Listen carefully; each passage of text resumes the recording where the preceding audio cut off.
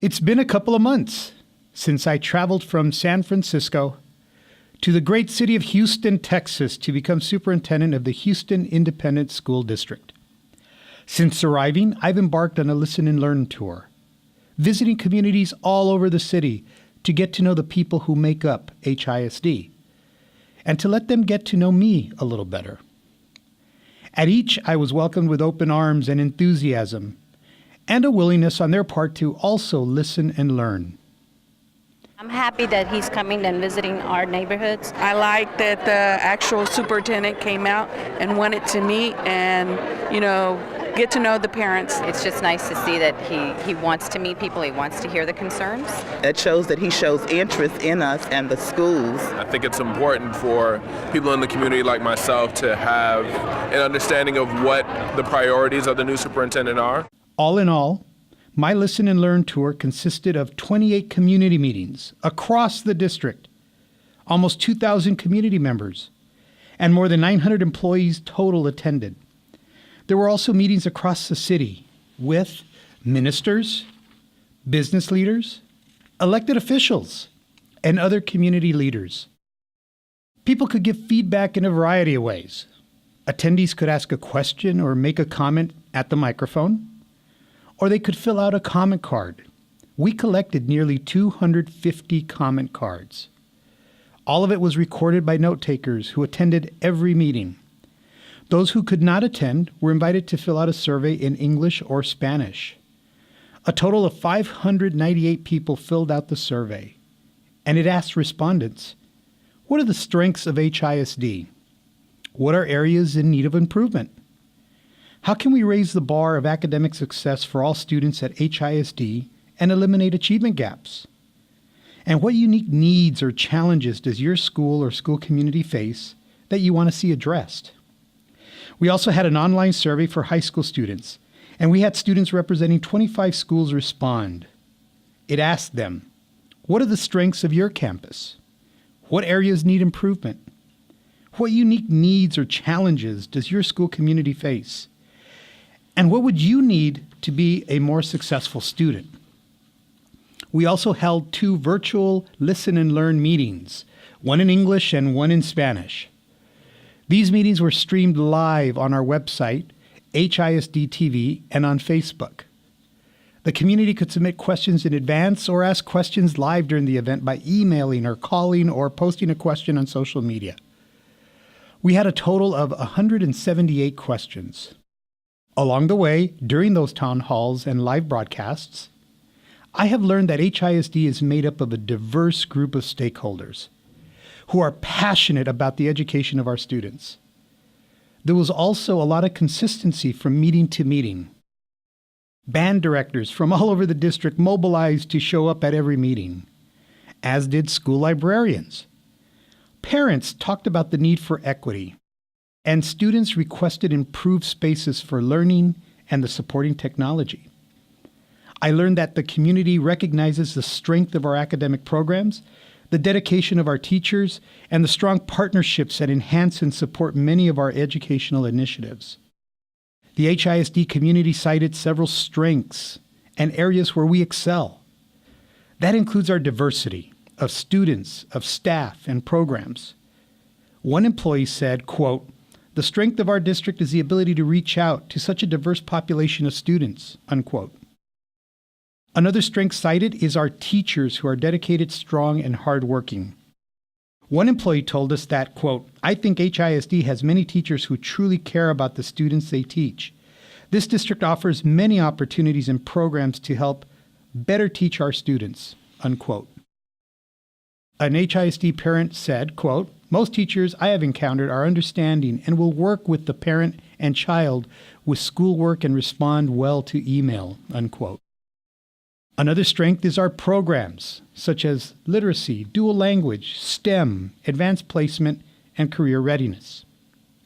A student via the online survey wrote, quote, our campus provides the academic rigor necessary to prepare us for higher education, especially in the fields of health science and the greater STEM area.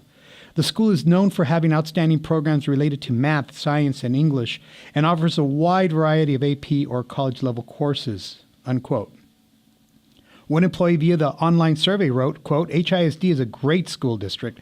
They have many programs for our kids and they have greater opportunities to succeed in life, unquote.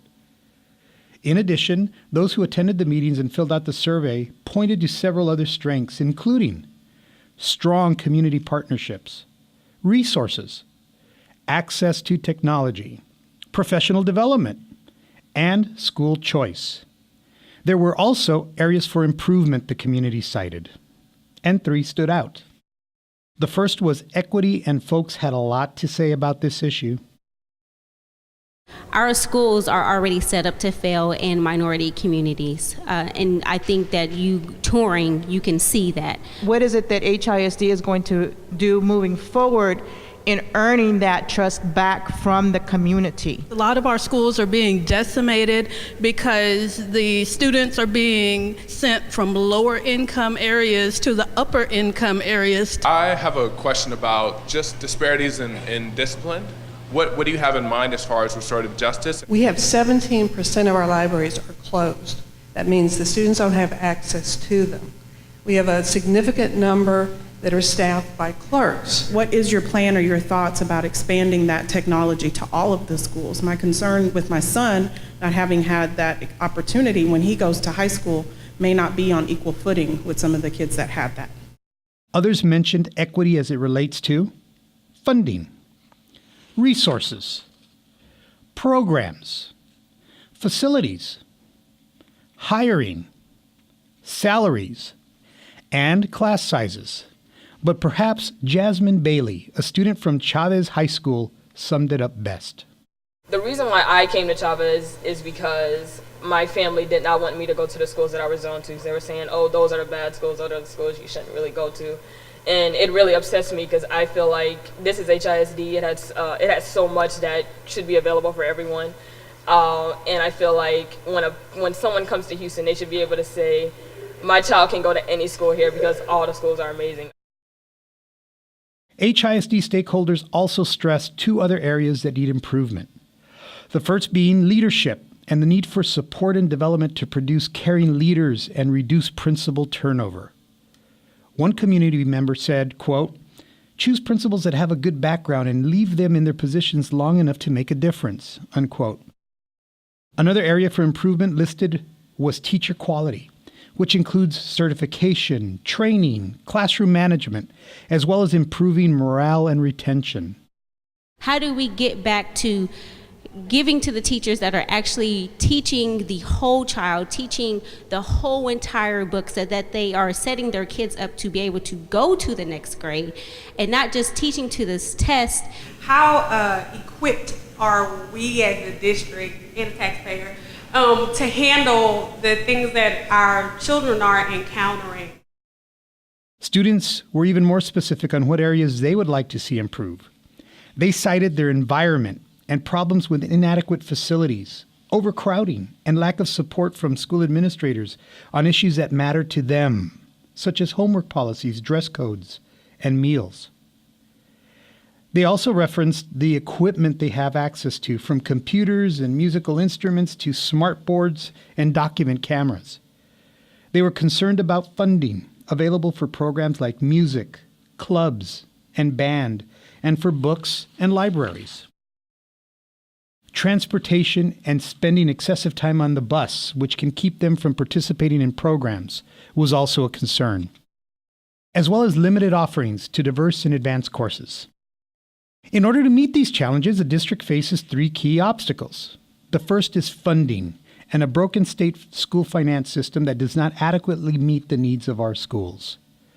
The second is decentralization, which gives autonomy to our campuses but makes implementing district initiatives very challenging.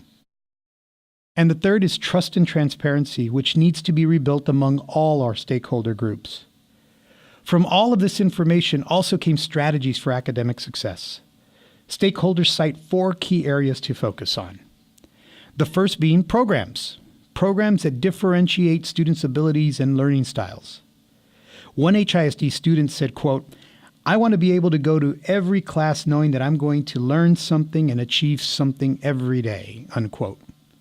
Another area stakeholders want HISD to focus on is resources.